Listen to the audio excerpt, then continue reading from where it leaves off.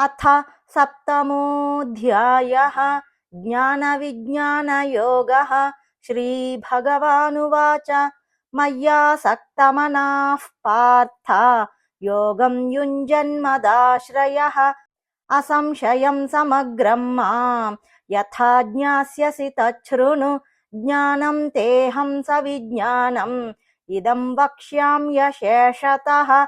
यज्ज्ञात्वा नेह भूयोऽन्यत् ज्ञातव्यमवशिष्यते। मनुष्याणां सहस्रेषु कश्चिद्यतति सिद्धये यततामपि सिद्धानां कश्चिन्मां वेत्ति तत्त्वतः। भूमिरापो नलो वायुः खं मनो बुद्धिरेव च।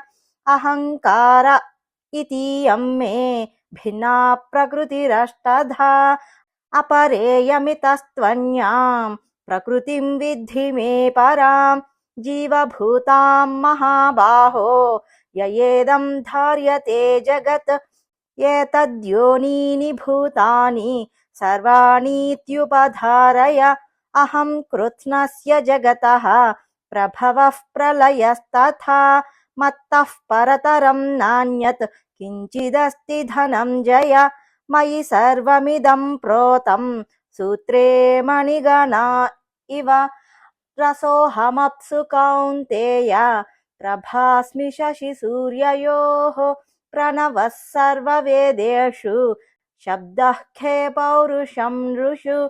पुण्यो गन्धः पृथिव्यां च तेजश्चास्मि विभावसौ। जीवनं सर्वभूतेषु तपश्चास्मि तपस्विषु।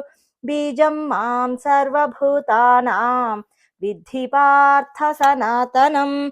बुद्धिर्बुद्धिमतामस्मि तेजस्तेजस्विनामहं। बलं बलवतां चाहं कामरागविवर्जितं। धर्माविरुद्धो भूतेषु कामोऽस्मि भरतर्षभ।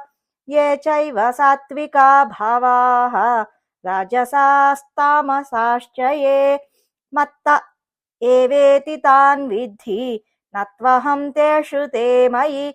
त्रिभिर्गुणमयैर्भावैः येभिः सर्वमिदं जगत् मोहितं नाभिजानाति मामेभ्यः परमव्ययम्।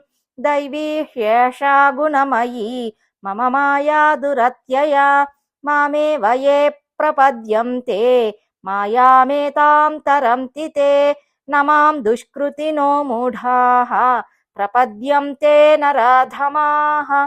माययापहृतज्ञानाः आसुरं भावमाश्रिताः। चतुर्विधा भजन्ते मां जनाः सुकृतिनोऽर्जुन। आर्तो जिज्ञासुरर्थार्थी ज्ञानी च भरतर्षभ। तेषां ज्ञानी नित्ययुक्तः एकभक्तिर्विशिष्यते। प्रियो हि ज्ञानिनोत्यर्थम् अहं स च मम प्रियः। उदाराः सर्व एवैते ज्ञानी त्वात्मैव मे मतम्। आस्थितः स हि युक्तात्मा मामेवानुत्तमां गतिम्। बहूनां जन्मनामन्ते ज्ञानवान् मां प्रपद्यते। वासुदेवः सर्वमिति समहात्मा सुदुर्लभः। कामैस्तैस्तैर्हृतज्ञानाः प्रपद्यन्तेऽन्यदेवताः। तं तं नियममास्थाय प्रकृत्या नियता स्वया। यो यो यां यां तनुं भक्तः श्रद्धयार्चितुमिच्छति तस्य तस्याचलां श्रद्धां तामेव विदधाम्यहम्। सतया श्रद्धया युक्तः तस्याराधनमीहते। लभते च ततः कामान् मयैव विहितान् हितान्। अन्तवत्तु फलं तेषां तद्भवत्यल्पमेधसाम्। देवान् देवयजो यान्ति मद्भक्ता यान्ति मामपि। अव्यक्तं व्यक्तिमापन्नं मन्यन्ते मामबुद्धयः। परं भावमजानन्तः ममाव्ययमनुत्तमम्। नाहं प्रकाशः सर्वस्य योगमाया समावृतः। मूढोऽयं नाभिजानाति लोको मामजमव्ययम्।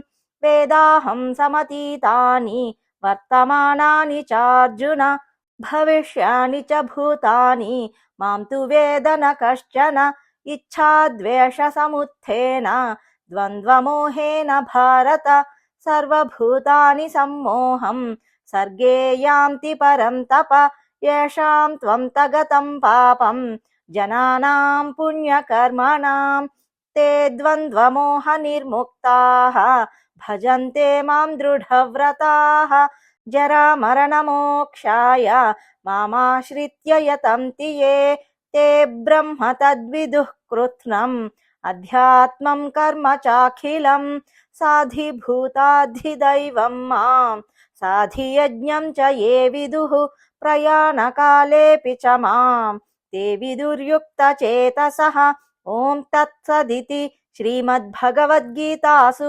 ఉపనిషత్సు బ్రహ్మ విద్యాయాం యోగశాస్త్రే శ్రీకృష్ణార్జున సంవాదే జ్ఞాన విజ్ఞాన యోగో నామ సప్తమోऽధ్యాయః సర్వధర్మాన్ పరిత్యజ్య మామేకం శరణం వ్రజ అహం త్వా సర్వపాపేభ్యః మోక్షయిష్యామి మా శుచః. జయ గురుదత్త.